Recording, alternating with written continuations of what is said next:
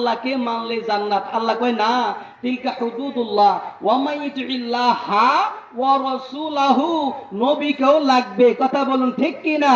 বাজান, নামাজ আল্লাহর জন্য, নবী ছাড়া নামাজ কবুল হয় না।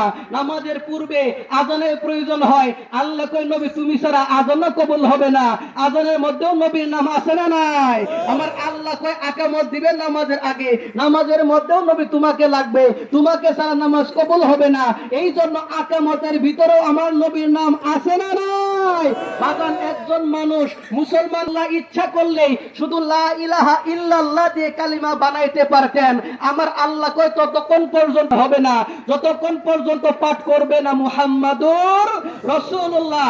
অর্থাৎ আল্লাহ কোন জায়গায় কালিমা বলুন, আযান বলুন, নামাজ বলুন, হজ বলুন, যাকাত বলুন, যাহা কিছু আমার আল্লাহ আমাদেরকে দান করেছেন নবীর মাধ্যমে, কোনো কিছুর মধ্যে নবীকে